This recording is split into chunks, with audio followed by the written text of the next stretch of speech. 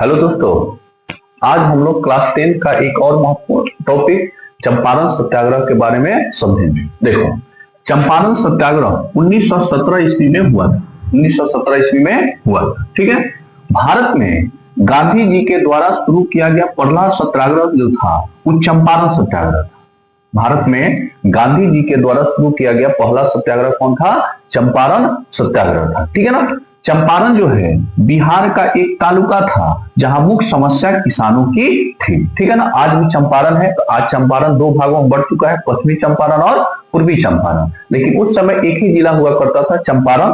और वही चंपारण बिहार का एक तालुका था जहां मुख्य समस्या किनको थी? किसानों की थी, किसानों की थी।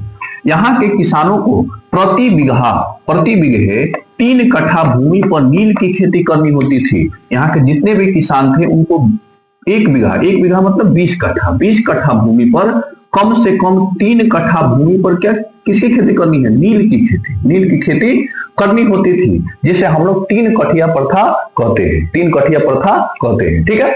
अब देखो, 3 कठिया प्रथा कहते हैं। नील की खेती करना जो था वो किसानों के लिए काफी कष्टदायी था, क्योंकि नील की खेती करना किसानों के लिए काफी कष्टदायी था, क्योंकि इसमें मेहनत अधिक लगता था और उनका खर्च भी नहीं निकल पाता था, ठीक है ना। किसान काफी मेहनत से खेतों को उसमें काफी अधिक जोतना पड़ता था और काफी अधिक मेहनत करते थे, लेकिन जब उपज होता था तो उनकी मेहनत के बराबर ही उनका खर्च नहीं निकल पाता था, क्योंकि इसका एकमात्र खरीदार अंग्रेज थे और अंग्रेज इसे काफी कम दामों पर खरीदते थे, जिससे उनकी लागत भी किसानों को नहीं निकल पाती थी।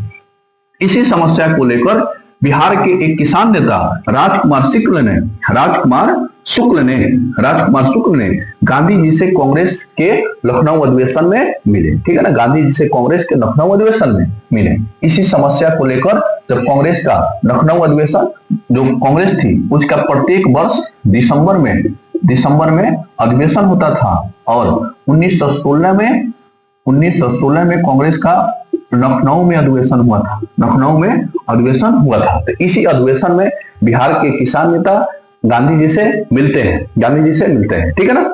गांधी जी अप्रैल 1917 में चंपारण पहुंचे तथा 3 कठिया प्रथा के खिलाफ चंपारण सत्याग्रह की शुरुआत की, ठीक है ना। अब जैसे राजकुमार शुक्ल गांधी जी से मिलते हैं और बिहार के किसानों की समस्याओं को बताते हैं, तो गांधी जी वादा करते हैं कि हम चंपारण आएंगे, और इसी को लेकर गांधी जी अप्रैल 1917 में चंपारण पहुंचते हैं और देखते हैं कि 3 कठिया प्रथा है, यहाँ के किसान कैसे परेशान हैं, और इस 3 कठिया प्रथा के खिलाफ गांधी जी चंपारण सत्याग्रह की शुरुआत करते हैं, ठीक है।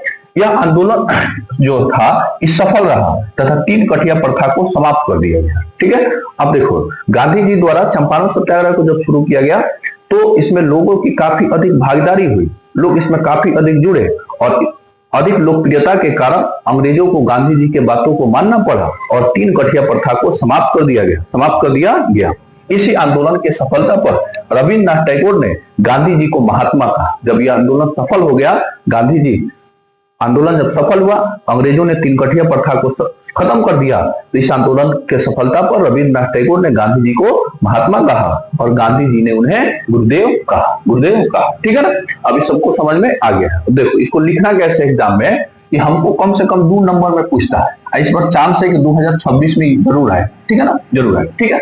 अब इसको शुरुआत यहीं से करना है कि भारत में गांधी जी द्वारा शुरू किया गया पहला सत्याग्रह चंपारण सत्याग्रह था, ठीक है ना। इसको पॉइंट वाइज करके याद करना है, क्योंकि पॉइंट वाइज जो होता है उसको हम लोग एग्जाम में आसानी से लिख सकते हैं, ठीक है। और ऐसे हम लोग लगातार याद करेंगे तो उसको याद करना फिर एग्जाम में लिखना थोड़ा दिक्कत होता है, ठीक है ना। अगर पॉइंट याद रहेगा तो हम लोग आसानी से लिख सकते हैं, ठीक है ना।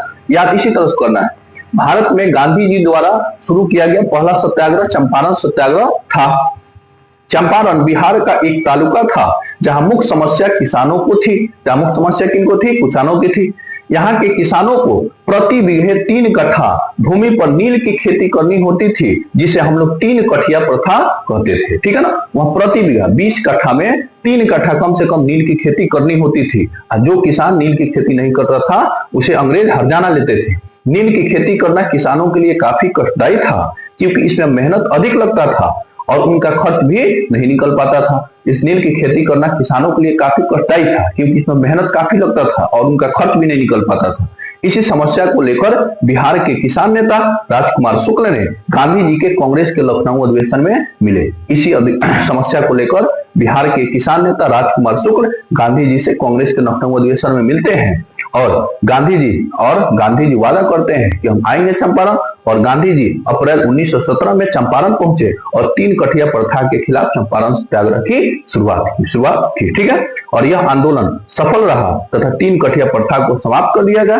और 3 कठिया प्रथा के खिलाफ गांधी जी द्वारा किया गया आंदोलन सफल रहता है और 3 कठिया प्रथा को समाप्त कर दिया जाता है। और इसी आंदोलन के सफलता पर रविन्द्रनाथ टैगोर ने गांधी जी को महात्मा तथा गांधी जी ने उन्हें गुरुदेव की उपाधि दी। ठीक है, और इसी तरह से इसको पॉइंट वाइज कर लेना है और इसको तब एग्जाम में लिखना है। ठीक है, सबको समझ में आ गया हो।